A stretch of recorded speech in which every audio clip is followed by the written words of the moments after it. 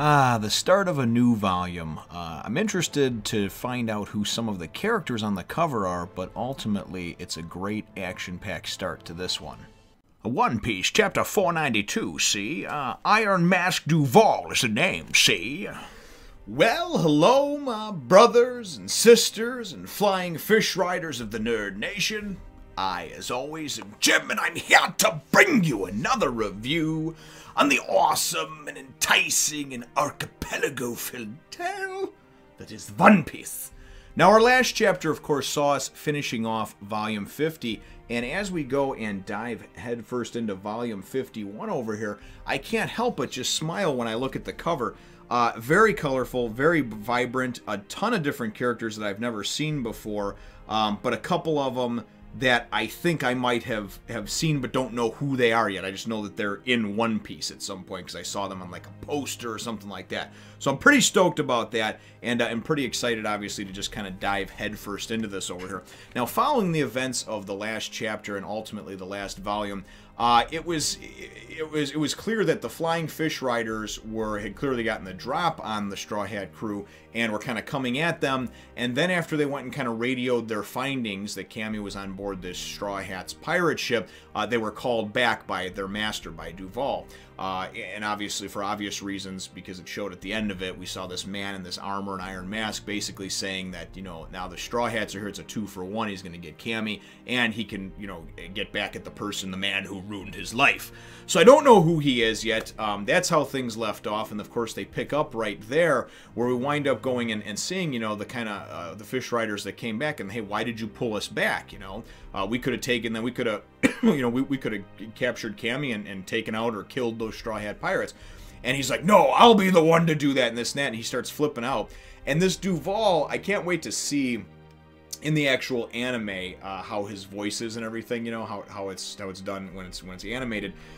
Because he reminds me of like the Scottish guy, the way that they write the words out and whatnot. Oh, I'm getting really mad over here. And then I guess the more and more angry he gets thinking about the Straw Hat Pirates or just angry in general, the more his accent starts to come out. And he's like, oh, they got me right in my back, you know. And it just reminds me of like Shrek, you know, that sort of thing. So just kind of like the angry drunk Scottishman. So we do see within a few pages into the new volume and the new chapter over here, as they go back, they actually show us this hulking beast of a man here, this Duval. And, you know, I don't know what it is with Oda and the leg thing. I don't know if he has an issue with properly drawing legs or if he just tries to go and make them look hyper-realistic so you're always rooted in and know that this is just a fictional tale. But the legs on his characters are ridiculous. They're ridiculously skinny most of the time. They're not really fleshed out. They're not in proportion to the character and any type of character. It doesn't matter, I mean, from anything from a human to a fishman. It doesn't seem to draw, like in this particular guy, he looked all menacing when we saw him at the end of the last chapter with just kind of his mask, and he looked like this big iron-suited, you know, warrior or something. And then you go and you see him in here, and the top part of him looks kind of cool and I guess a little bit menacing looking. He's just kind of sitting there, you know, like just looking all chill and everything like that. But then you go and you look at these fucking thin, skinny-ass, gangly legs. You see him in the next page, and you can tell that the guy is like, you know, another 15, 20-foot tall giant for no real reason other than that. The only other reason that I've got is that Oda likes to do that.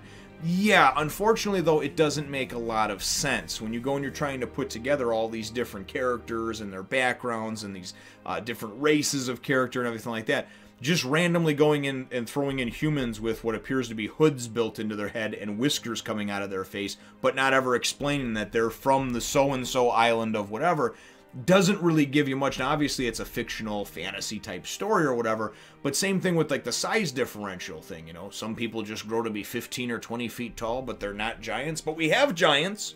You know, so some of those things just kind of perplex me a little bit, and those are the ones that make me scratch my head just a little bit and say, hey, you know what?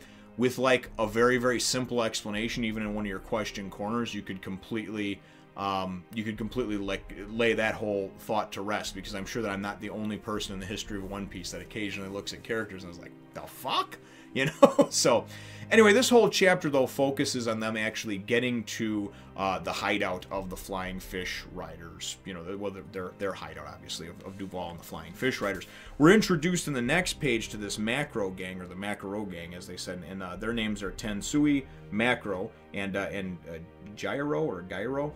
And these three over here, obviously, you can tell, as I saw this kind of side look of them when they showed it in the last chapter, they do appear to be, and are, of course, fishmen. So these are the ones that teamed up with Duval and are going to go and try to take down the Straw Hat Pirates. Hachi is overhearing this whole thing. He's tied up and he's hearing this and he's like, oh shit, wait, you mean the Straw Hat Pirates, like Luffy and it? So he immediately starts thinking, oh, I bet you Nami's with them, and Nami's going to be so angry for what we did to her and this and that. And in no way, shape, or form do I think that just kind of guilt by association makes you guilty. You know, just because he was with the Arlong Pirates doesn't necessarily make him a bad guy. They took a lot of time to focus on him, even when Zoro kind of duped him, to go and show you that he was just he was just kind of a doofus that was following orders.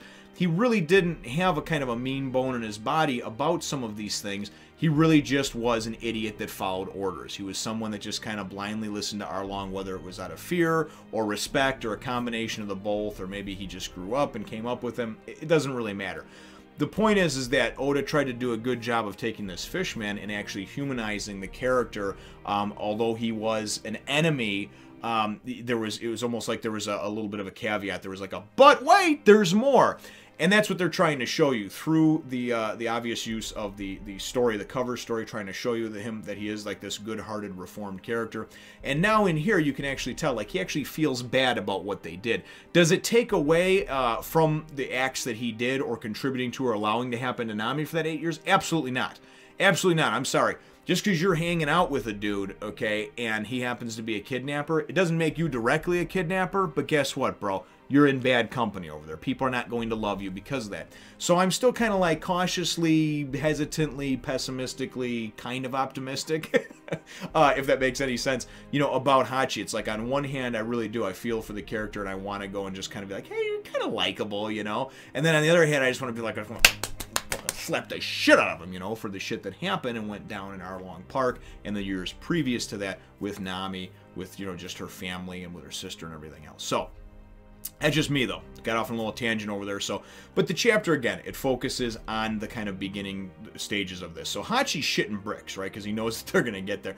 And it winds up being sometime later, whenever it winds up being, the Straw Hats do actually show up. And this base, this like floating island city base, whatever, it's town, looks deserted. And they're like, oh, and Cammy's like, oh, it must be. And Cammy talks about how she's been captured by them 30 times, right? By this Macro Gang.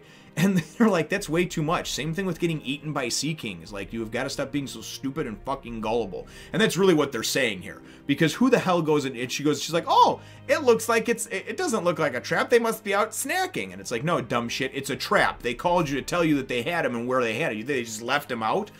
Hachi, though, winds up going and inking himself, right? Which normally, you know, an octopus does, sprays ink in the water as like a smoke screen to get away. Well, he inks himself, and they're like, what? Why are you black, Hachi? Did you get burned? You know, he's just like, no, I have my reasons. As soon as the Straw Hats go and figure out, though, that this is the Hachi that they knew from Arlong Park, they're like, fuck that, man. We're turning the boat around. We're not helping him out.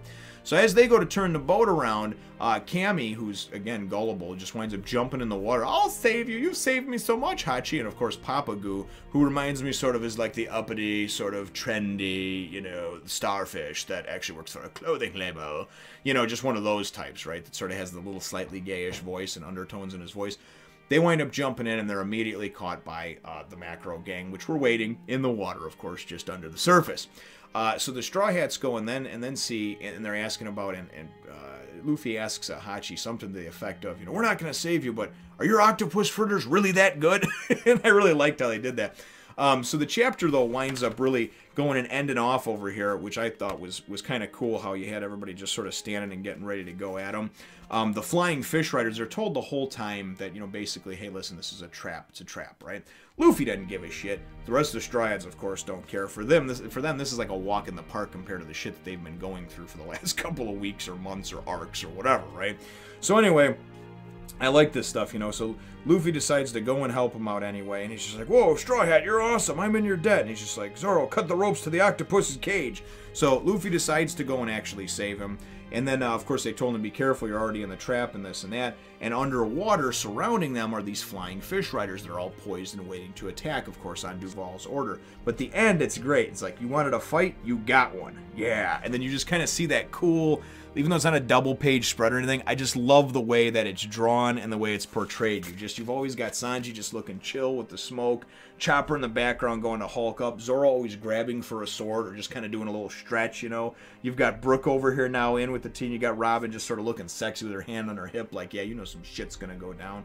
And I think it's very, very cool stuff, you know. Frankie in the background over there just, oh, man. What a beastly crew they've put together, and very, very cool stuff. So that's where the chapter ends off over here. My chapter question for you, brothers and sisters, is what are your thoughts overall? I mentioned it earlier in this review about the size differential between different characters.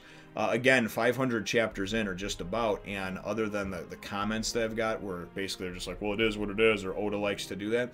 I've seen or heard nothing or had anything explained to me as far as why some people are 5 feet tall and some people are 15 feet tall. It's a big fucking difference. It's a really, really big difference. So just wondering if anybody else has read anything outside of or has any insight into that. And of course, what just your opinion is on that. Do you like it? Do you care for it? Would you, like me, I would care for it more if it was just simply explained, I guess, you know, like, why? What is the deal with these people? Why are some people so big and other people are not, you know? Anyway, leave your answer to that question in the comments down below. Feel free to hit thumbs up and like button if you should think that I deserve it. And subscribe if you have not done so already. We will look forward to catching all of you in the next one, Nation. Thank you very much for watching. You come follow me on Twitter, Facebook, or other channel right now.